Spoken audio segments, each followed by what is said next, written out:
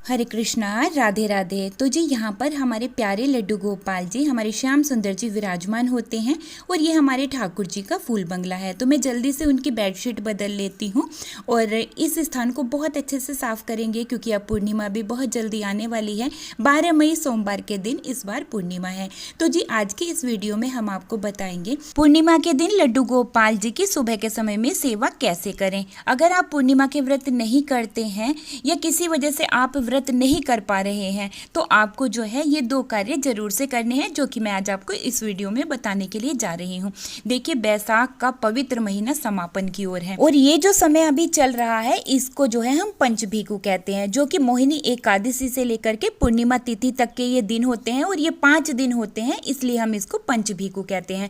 अगर आपने पूरे बैसाख के महीने कोई भी कार्य नहीं किया है, व्रत नहीं किया है, होम हवन नहीं किया है, नाम जाप नहीं किया है, आपने कोई भी पूजा पाठ नहीं किया है, तो वो आप इन 5 दिनों में अगर करते हैं ना तो आपको पूरे महीने का शुभ फल प्राप्त होता है। तो इस समय को ऐसे ही नहीं जाने देना है। इस समय में हमें ज़्यादा से ज़्यादा पूजा पाठ करनी है, होम हवन करना है, जाप करना है, रामायण भागवत जी का पाठ भी आप कर सकते हैं, बहुत ही उत्तम रहता है। देखिए, भगवान को 3 महीने अत्यधिक प्रिय हैं, कार्तिक, माघ और बैसाख का महीना, जो कि इस समय अभी चल रहा है। अभी 4 दिन और बाकी हैं, ठीक है। पूर्णिमा के दिन जो है बैसाख मास का समापन होगा। तो अगर आप जो है पूर्णिमा का व्रत नहीं कर पा रहे हैं तो शाम के समय में आपको भगवान विष्णु जी और माता लक्ष्मी का विधि पूर्वक पूजन जरूर से करना चाहिए और चंद्रदेव को रात्रि के समय में अर्घ जरूर से देना चाहिए, ठीक है। और दूसरा कार्य, सुबह के समय में तुलसी पूजा जरूर से करनी चाहिए और शाम के समय में तुलसी जी में दीपदान जरूर से ही करना चाहिए। तो अगर आप व्रत नहीं करते हैं तो ये 2 कार्य आप जरूर से करें। तो देखिए, हम यहाँ पर अपने श्याम सुंदर जी के लिए उनके वस्त्र निकाल रहे हैं और उनकी जो है ज्वेलरी निकाल कर लेकर के आए हैं और अब श्याम सुंदर जी का श्रृंगार करेंगे। तो सबसे पहले हम ठाकुर जी को जो है इत्र से मालिश करेंगे और मैंने जो इत्र लिया है ना, ये चंदन का इत्र है, ठीक है। अब हमारे श्याम सुंदर जी का फूल बंगला भी तैयार हो गया है और उनका आसन भी अच्छे से तैयार हो गया है। तो ठाकुर जी को मैंने यही फूल बंगले में विराजमान किया है। देखिए, हमारे वृंदावन के बाके बिहारी जी, हमारे ठाकुर जी भी फूल बंगले में विराजमान होते हैं। तो हमारे जो छोटे से लड्डू गोपाल जी हैं ये भी उन्हीं का स्वरूप है। तो इसीलिए हम ठाकुर जी के लिए भी गर्मियों में घर पर फूल बंगले बनाते हैं। अगर आप फूल बंगले नहीं बना पा रहे हैं तो ठाकुर जी के पास में आप जो है एक किसी बड़े बर्तन में फूल भर कर भी रख सकते हैं। अब तो मार्केट में भी रेडीमेड फूल बंगले मिल जाते हैं, तो आप उन्हें भी ला सकते हैं और अपने लड्डू गोपाल जी को उन फूल बंगले में विराजमान कर सकते हैं। देखिए, पूर्णिमा के दिन आपको सुबह बहुत जल्दी उठना चाहिए क्योंकि देखिए, कोई भी पूजा अगर ब्रह्म मुहूर्त में सुबह की जाती है ना, वो विशेष फलकारी होती है। तो आप सुबह जल्दी उठे, नित्य क्रिया करने के बाद आपको स्नान करना है। पूर्णिमा के दिन गंगा स्नान का विशेष महत्व होता है। अगर आप जा सकते हैं तो गंगा जी के वहां जाकर आप स्नान जरूर से करें। अगर नहीं जा सकते हैं तो आप घर पर ही स्नान के जल में थोड़ा सा गंगा जल मिलाकर स्नान कर लें। फिर जो है आपको अपने घर के मंदिर में एक दीपक प्रज्वलित करना है और फिर आपको अपने प्यारे लड्डू गोपाल जी को जगाना है और जगाने के बाद उनको थोड़ा सा जल पिलाना है। उसके बाद में उनको थोड़ा सा दूध, सूखे मेवे का भोग लगाना है, क्योंकि देखिए, जब हम ठाकुर जी का श्रृंगार करते हैं, उनका स्नान कराते हैं तो काफ़ी देरी हो जाती है और लड्डू गोपाल जी छोटे से बच्चे हैं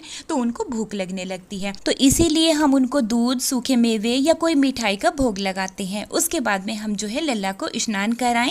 स्नान आप कच्चे दूध से इस दिन करा सकते हैं। इस समय ठाकुर जी की चंदन यात्रा चल रही है तो आप जो है ठाकुर जी को चंदन लगाकर भी स्नान करवा सकते हैं। आप पंचामृत से भी ठाकुर जी को इस दिन स्नान करवा सकते हैं। स्नान के बाद लड्डू गोपाल जी की बहुत अच्छे से इत्र सेवा करनी है और उसके बाद में आपको लड्डू गोपाल जी को सफेद रंग की पोशाक धारण करवानी है। पूर्णिमा के दिन ठाकुर जी को सफेद रंग की पोशाक धारण करवानी चाहिए। ठाकुर जी की प्यारी सी मुरली उनको जरूर से दें। तुलसी पत्ता ठाकुर जी को जरूर से अर्पित करें और ज़्यादा हैवी श्रृंगार लड्डू गोपाल जी को धारण नहीं करवाना है। मैंने भी देखिए अपने श्याम सुंदर जी को जो है मोती की माला पहनाई है।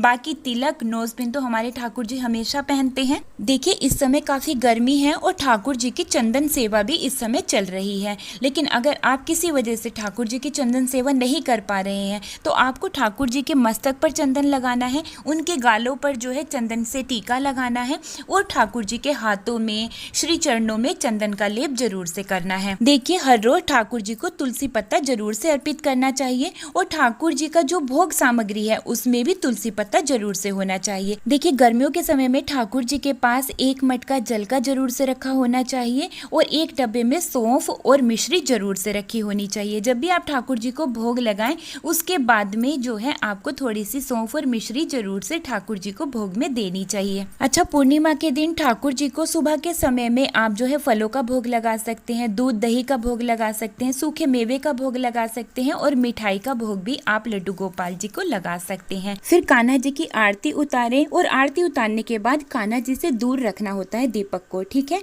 और ठाकुर जी को गर्मियों के समय में आप ऐसे स्थान पर विराजमान करें जहां पर आपने जो है पंखा, कूलर या एसी की व्यवस्था की हुई है, ठीक है, क्योंकि गर्मी का समय है, हमारे ठाकुर जी को भी गर्मी लगती है। और ये देखिए हमारे ठाकुर जी का फूल बंगला, इसी में हमारे ठाकुर जी विराजमान होते हैं। कुछ और भी मैंने फूल लगाए थे, अभी वो मैंने हटा दिए हैं, उनको बाद में लगाऊंगी। तो जी आप इस तरह से पूर्णिमा के दिन अपने प्यारे लड्डू गोपाल जी की सेवा कर सकते हैं सुबह के समय में। उम्मीद करती हूँ ये वीडियो आप सभी को बहुत पसंद आई होगी। अगर वीडियो अच्छी लगी है तो लाइक शेयर जरूर से कीजिएगा। अब मैं वीडियो को यहीं पर ही रोकते हुए लेती हूँ आप सभी से विदा। मिलती हूँ एक और नई वीडियो के साथ, तब तक के लिए आप सभी को प्यार भरा राधे राधे, हरे कृष्णा।